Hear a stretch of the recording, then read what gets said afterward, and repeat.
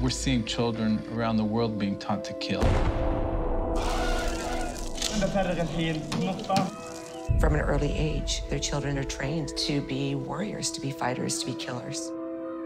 They don't know anything different.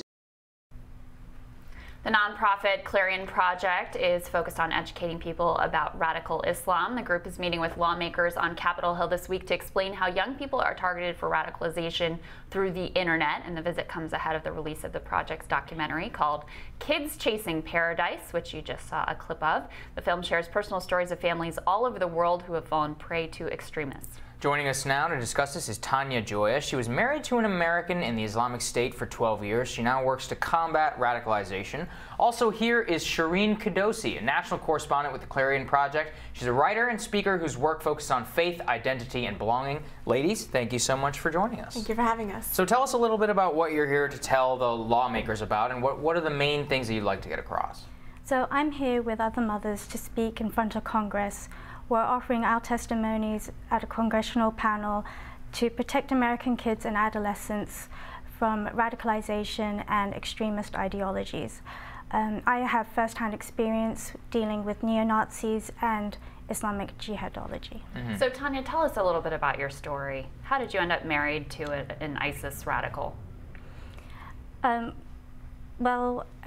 After September 11th, there was a movement going on in the UK where a lot of second-generation migrants were having an identity crisis. We weren't Western. We weren't allowed to be Western because of our religious indoctrination telling us that it's forbidden, and then we faced a lot of racism in the UK by the BNP and other groups. So we ended up, rather than staying in the center, we all just sort of went to extremes. So so as I couldn't be British or English, I ended up going to my heritage and the movement that was going on at the time, which was an Islamic revival.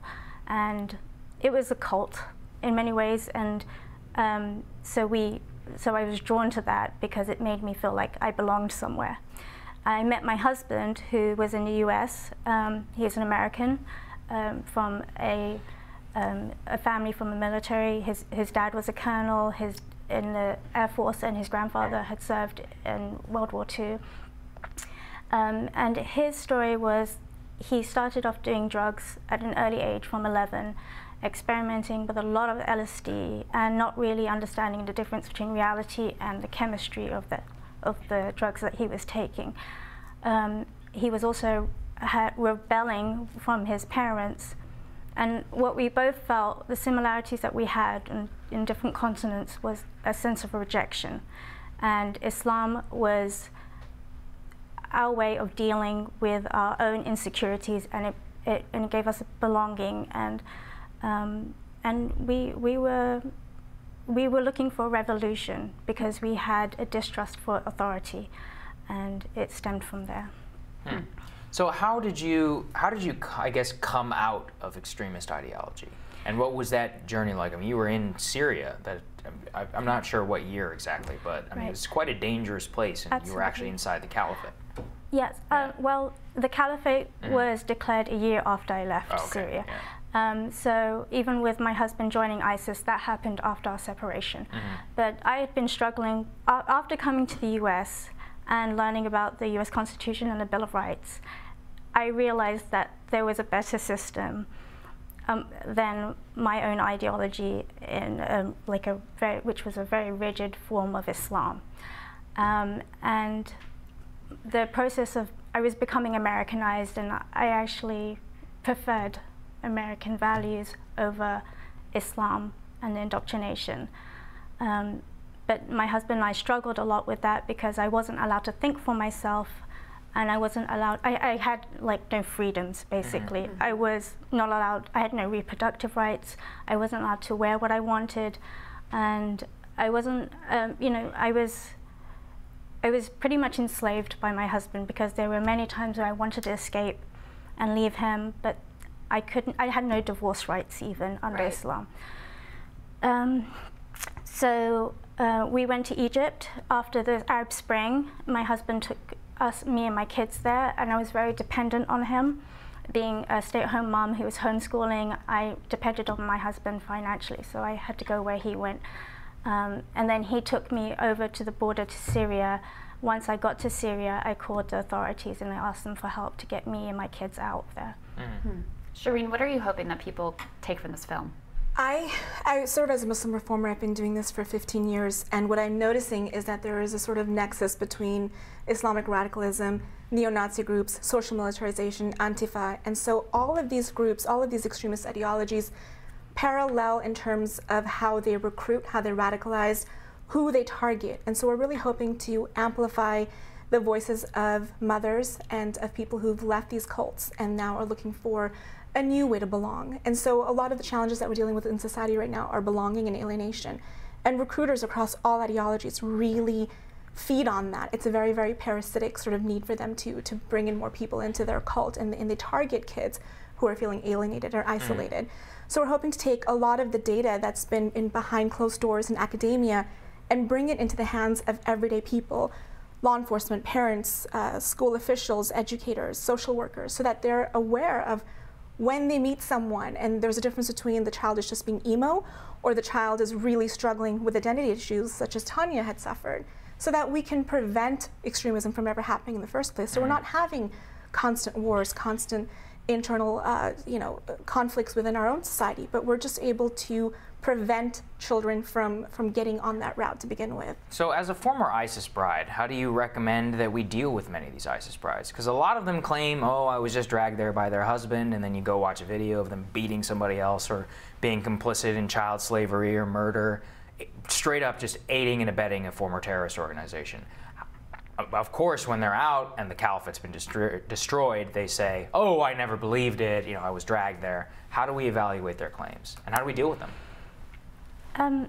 Well, I think it depends a lot whether they actually committed a violent extremist crime and whether they were just a stay-at-home mum, staying at home, having babies and cooking and cleaning. There's different levels of how much they participated. But I really believe that a lot of these girls, they join when they're very young, and they're indoctrinated with the religion, and they're told not to learn anything else other than what they're told in Islam. So I want to open their minds. I want to re-educate them, even reprogram them.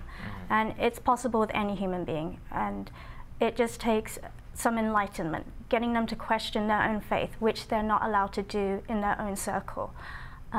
Getting them to see other systems, other value systems that, where we have statistics and scientific research that explains human behavior, which they're not aware of.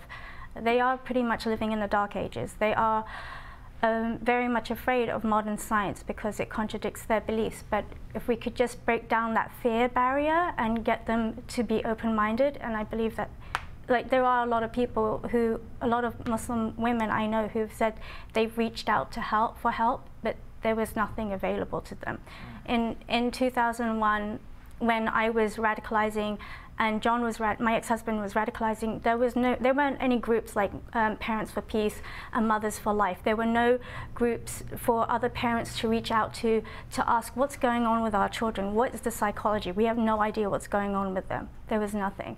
And that's why we're here to say, you can come to us and we can help you with your child. We can counsel them, we can educate them, and give them safe space before they end up in prison or end up in places like Syria and Afghanistan. What has your evolution meant for your faith journey? Do you still consider yourself Muslim? No, I'm an ex-Muslim. I'm happy to be free, because for me Islam meant enslavement. It meant being a slave to God. For many people it doesn't mean that. Well, the word Muslim itself, it means to surrender to God, and we call ourselves every day slaves to God. There's no shame in that. So, but also, like for moderate Muslims, it might be very different. They might not take it seriously, but the more seriously you take the religion, the more dangerous it is. Shireen, we were a little bit nervous about having you on because the Southern Poverty Law Center is called Clarion, said that you're an anti-Islam group, said that you engage in dangerous Islamophobic conspiracy theories. How do you draw the line between calling out radicalism and exploring that and making sure that kids are not being radicalized and manipulated by people who would have them become extremists, and anti-Islam bigotry? So So Tania is an ex-Muslim, and I'm still very much a Muslim. And I think the fact that we're both here sitting together and having the same conversation really speaks to what the emphasis is. And that isn't supposed anti-Muslim bigotry, because that's not what we're about. We're about human rights, and that's first and foremost. And that's the organization Clarion is. It's a human rights organization. And we look to champion the voices of individuals who are looking to really underscore what does it mean to have human rights in the 21st century. As a Muslim, my religion has a really rich legacy of debate and inquiry. There are questions and debates that philosophers 400 years ago were having that were so provocative, that pales in comparison to anything we're talking about now. And there was no Southern Poverty Law Center 400 years ago. We had these beautiful dialogues. In the last 150 years, maybe since the 1920s, really that entire debate in the Muslim world died out, and it was replaced with Islamism, the Wahhabism that we're seeing now. As reformers, we're trying to bring that really rich inquiry back. So I say, as a Muslim, it is my right to have a conversation and to ask these really beautiful questions, because I don't think Islam is a violent religion. I think there is just some sort of kinks that we need to work out.